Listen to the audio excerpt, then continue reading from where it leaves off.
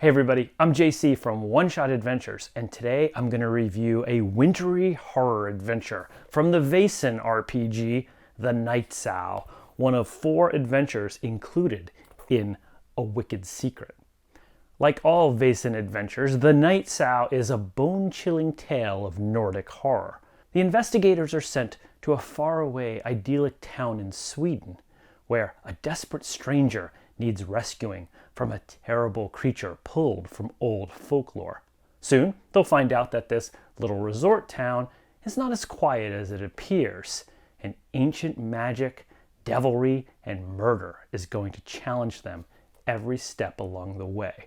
Because The Night Sow is an investigative adventure, players are going to need a good mix of social skills, deductive reasoning, and quick thinking to save the day in this one. I guarantee you that players who just want to pull out their revolvers and shoot their way through this one, well, they're going to meet horrible, gruesome ends. So, does The Night Sow deserve a place at your table? Well, get ready for some spoilers, because not only am I going to give you a full rundown of the adventure, I'm also going to give you Game Master some tips and tricks on how to run it like a pro.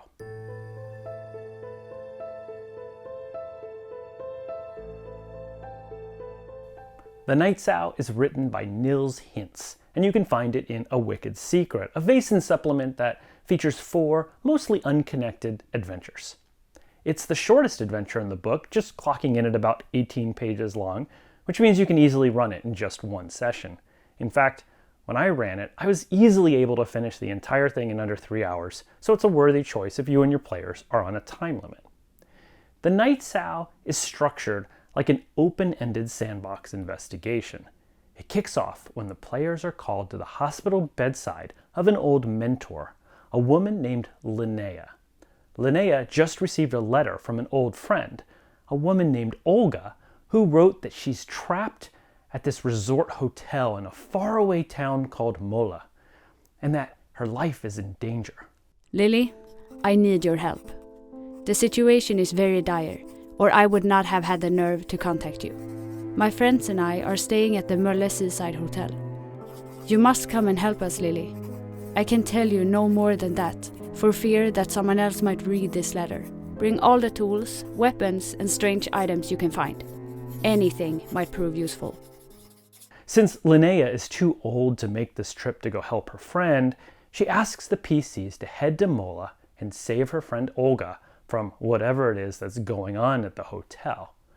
Olga used to be in the same society as the PCs, so when she says she's in trouble, she probably means that there's some supernatural thing terrorizing her. The vast majority of this adventure is set in this faraway Swedish seaside town of Mala. Mala is an interesting place. The centerpiece of the town is the Seaside Hotel, a new hotel that's attracting visitors from all across Europe. But despite how successful this hotel is, the locals just do not like it. They hate the idea that tourists are coming into their historic, secretive little town, and a few of the locals have even tried to burn the place down recently. But the hotel's owner, Katarina Johnson, is a stubborn woman and will not give in to threats and bullying. However, one local man, an old lighthouse keeper named Magnus London, a man with ties to the dark history of this region, decides to use magic to stop Katarina once and for all. He arranges to transform Katarina into a glosson, a giant ghostly boar with razor-sharp spines, to permanently get rid of her and scare off all the tourists for good. So the big twist in this adventure is that the Vaesen, the main antagonist, this glosson, is actually the woman Katarina, who is transformed and magically being controlled by Lightkeeper Magnus. Let me take a moment to talk about glossons, because they're a really cool monster to feature in an adventure like this. Glossons are these giant supernatural boars with glowing coal-black eyes and razor-sharp bristles on their backs.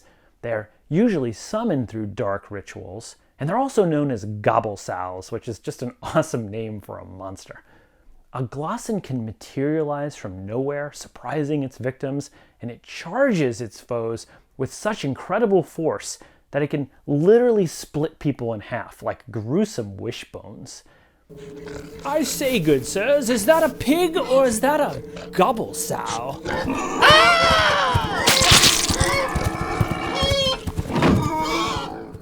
It specifically targets anybody with magical sight. And now, thanks to Lightkeeper Magnus's hatred for dark magic and tourists, the Glassen has its beady little eyes set on killing Olga, the woman the PCs were sent to go rescue, as well as her friends at this hotel. This adventure throws the PCs right into the action, because minutes after arriving at this wintry holiday destination town of Mala, the PCs will discover Olga's dead body in the snow along the road. She's gruesomely torn from groin to chest, split in half, and this grotesque murder is going to cue the PCs that something unnatural is running amok in this town. Now, before I go on and explain what's likely going to happen in the rest of the adventure, I want to stop here and just say that I have a problem with how this adventure opens. The PCs have a clear mission. They're sent to go find and rescue Olga in the town of Mala. But right away, within like 5 minutes of the adventure really getting going, she's dead in the snow, ripped in half, before the players barely get into town.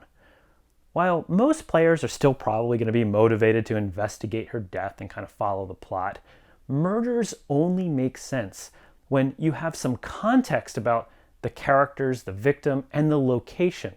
There's a reason why Agatha Christie took 43 pages before she murdered the victim in Murder on the Orient Express. Doing a murder like this on page 1 is just sort of baffling and puts a lot of work on the GM to push the players in the right direction and give them answers to some of the questions that they're going to have right away. So I'm going to suggest a small but key change to make the opening of this adventure flow a little bit better. First, make the opening encounter in this town with the locals. Have some local fishermen, as soon as the PCs get off the stagecoach, try to intimidate them.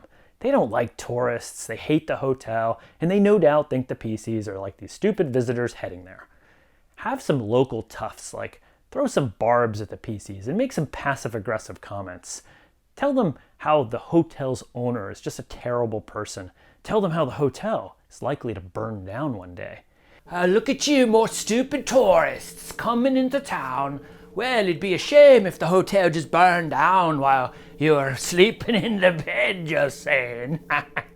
This is all key information that the players need to have, that the locals just hate the hotel, along with its owner, Katerina. And then, when the PCs arrive at the hotel, well, they're naturally going to look for Olga. That's who they were sent to go find. And this is where Lisa, who's this sweet serving girl, will tell the PCs that she's doing her best to maintain this hotel, but her boss, Katerina, has been missing for over a week. Lisa will also explain that Olga arrived a couple of weeks ago, along with her 3 weird friends. These women who claim to be artists, but they all wear black and they carry wands and they really paint terrible pictures. And that these women, along with Olga, have been holed up in their hotel room for the last few days. And then when the PCs naturally go knock on these women's door, the women, these witchy women, will tell the PCs, well, Olga's not here because she went to go meet them at the stagecoach. And then the PCs will backtrack to go find Olga, and there they'll find that she's dead and has been murdered by something unnatural. This modified introduction works so much better than just starting with the murder, because now the PCs will understand that the locals hate the hotel, they'll know that Katerina, the owner of the hotel, is missing, and they'll know that Olga was keeping bad company with these 3 witchy women up in her hotel room. And so now when the murder happens, the PCs will immediately have potential motives, potential suspects, and a reasonable amount of familiarity with this location. Agatha Christie would be proud. Well, naturally, I think it's wonderful. Once Olga is found dead and the PCs have some reasonable familiarity with the town, following the breadcrumbs is pretty easy because there's only a few locations for them to investigate. At the hotel, the PCs will find Olga's notes, which talk about dark satanic rituals at this local cave, the Rooting Cave. Olga's 3 witch/artist friends are really fun to roleplay too. They're actually not good at witchcraft at all. That was all Olga, who was the only talented one among them. And they all have very different big personalities. When I ran this adventure, to get the information they needed, one of the players tried to seduce one witch while the others interrogated another one. And through this role-playing, they figured out that Olga and the witches think that they accidentally summoned the Glosson in the rooting cave and that it's now hunting them down one by one. And this is largely true. The witches' ritual did help summon this Glosson, even though really it was a setup by the Lightkeeper Magnus. But the Glosson is trying to kill each of the witches. If the PCs travel to the rooting cave, they'll find the obvious leftovers from the witches' satanic ritual, and they'll see that somebody was kept captive in a broken cage at the rear of the cave. There's also a chapel in town, where the town's kind but strict chaplain, Chaplain Kransvik, can tell the PCs just how much everybody in the town hates the hotel, and that one man in particular, Lightkeeper Magnus, tried burning it down last year. The chaplain's seen the Glosson too, and he can share that he thinks that it was summoned by those witches, and it can be controlled by somebody wielding a lindenwood staff. At the lighthouse, the PCs will find Lightkeeper Magnus, a suspicious and angry hermit who carries a lindenwood staff, and he's controlling the Glosson. He also has a hidden basement littered with occult items and a cage where he once kept Katerina, so it'll be pretty obvious that he's somehow involved here. Defeating Lightkeeper Magnus and breaking the lindenwood staff will revert the Glosson back into Katerina, which brings a happy end to the adventure. So you're probably thinking this is a pretty straightforward adventure. The PCs arrive in town, find a dead body, follow a few clues until they realize that Lightkeeper Magnus has summoned this Glosson and is controlling it to kill people off, and then they'll defeat him, and probably lose 1 or 2 investigators along the way from this angry boar that can just rip them in half. And while it is true that this is a pretty straightforward, contained scenario, there are 2 really big hiccups that is probably going to end up confusing your player's investigation. And if you're going to GM this adventure, you really need to know about these issues, or else your players will likely get stuck. The first logic jump that this adventure asks players to make has to do with the backstory of the adventure, specifically the witch's involvement with summoning the Glosson. According to the adventure, after Lightkeeper Magnus kidnapped Katerina, he came up with a really convoluted plan. He prepared her to be turned into a Glosson and then sort of hid her in a cage in the back of the rooting cave and waited for Olga and her witchy friends to go attempt devil magic, which would then trigger and complete the spell and finish the transformation of Katerina into a Glosson. Lightkeeper Magnus's plan just doesn't make a lot of sense. First, why didn't he just kill Katerina? I mean, he went through all the effort of kidnapping her, and the town knows that she's gone and something horrible probably happened to her, so why not just off her and bury her someplace in a cave where nobody will find her? Why go through all the effort of turning her into a Glosson? And even if that made sense somehow, why not just turn her into a Glosson himself? He clearly knew how to do the ritual and even had the linden staff prepared, ready to control her. So why lock her in a cave and hope that these witches show up and cast a devil magic spell to complete the ritual? And why didn't the witches notice that Katerina was just sitting captured in the back of the cave?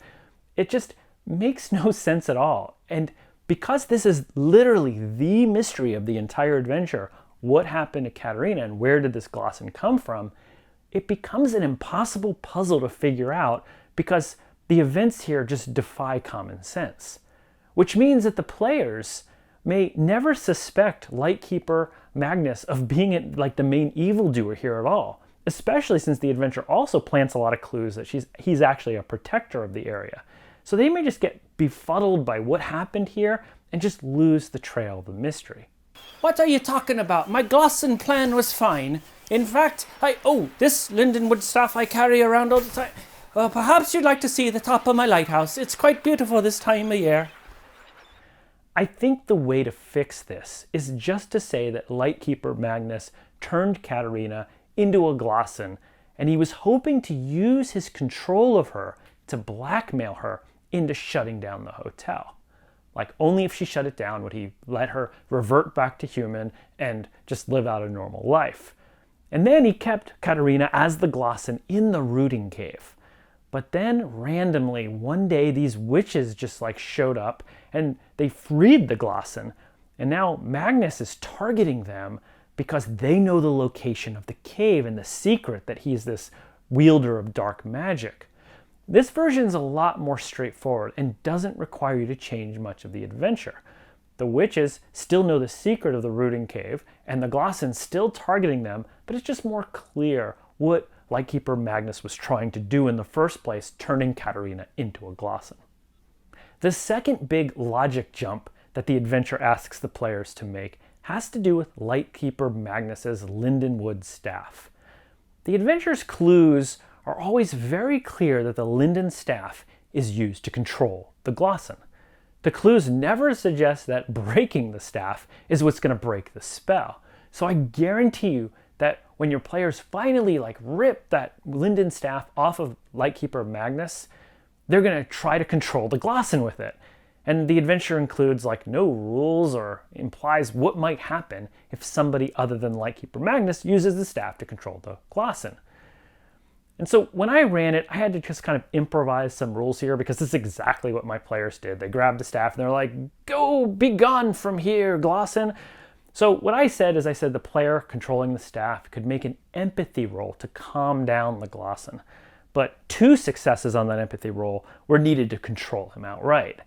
However, once the Glosson was calm and more domestic, I had it gently try to tug the staff out of its wielder's hands because the Glosson wanted to snap the staff in half herself. She knew it was controlling her.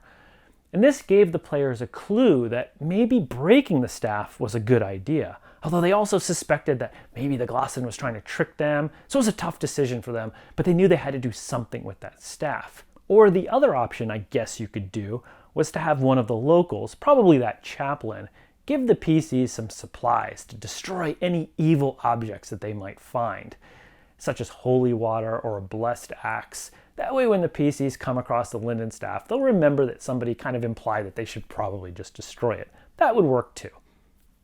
Even with these problems, when I ran the adventure, it all sort of worked out. The players did a great job of interrogating the witches, but they lost 2 of them in Glosson attacks. They brought the surviving witch to the chaplain to take care of her, and he told them about the Lightkeeper Magnus's hatred towards Katarina. They quickly realized that the Lightkeeper Magnus was somehow involved here, and they showed up, they saw he had the Lindenwood staff, and they figured out that he was controlling the Glosson. And then there was this epic finale inside the lighthouse, with the Glosson smashing through the door, the Lightkeeper firing his revolver at the players, and one of the players trying to yank the Lindenwood staff away from him. It was a tense ending with lots of danger, and all the investigators, they barely survived. So it was a close one. That said, because I didn't make some of the tweaks to the adventure I now know about and have just suggested, I think it was tough for my players to really figure out the mystery and what was going on here until I explained it all to them afterwards, and they were like, "Oh, okay, I guess that sort of makes sense." But I guess I was a little disappointed they didn't figure it out for themselves, given how small and contained this adventure actually is. So that's the Night Sow. So what do I think? As written, I think this adventure is sort of a mixed bag, and I felt like it just needed more playtesting. I liked the setting, the over-the-top characters, especially those wonderful witches, and the Glosson made for a good, terrifying foe that the players didn't really know how to deal with. I also liked that this adventure was short enough that you could easily run it in one sitting, and you could kind of improv, and it was flexible enough that as a GM, you kind of have fun with it by adding or subtracting the things that you want. But I didn't like that the very core of the mystery had these obvious holes in it that could potentially confuse players or turn the entire thing into just wandering around randomly until the players stumble into the lighthouse, see that Lightkeeper Magnus is the bad guy, and then just, fight him out in the end. Now, for an experienced GM, this is all pretty easy to work around because you can improvise and just kind of plant new clues and breadcrumbs to lead your players in the right direction. But for newer Vaesen GMs or groups that are just new to investigative horror in general, I think I'd pick another one of the adventures that's more tightly written from this book, like The Silver in the Sea, which you can check out my review for as well here. If you've run or played in this adventure, let me know how it went in the comments below. Did you have some of the same problems that I had, or was this just unique to the way I ran it in my group? Also, if you'd like to use all the virtual tabletop assets that I created for the Night Sow, like maps, bonus tokens, and a professionally voiced introduction letter from Olga, see the link in the description below. Also, if you want to avoid an attack by the Night Sow, don't forget to like and subscribe my channel, because it's the only surefire way to stop evil. Until next time, I'm JC, and just remember, if you're planning to turn somebody into a giant, angry, ghostly gobble sow, make sure your linden staff is locked up tightly somewhere else, and don't be holding it in your hand when the investigators come and knock at the door.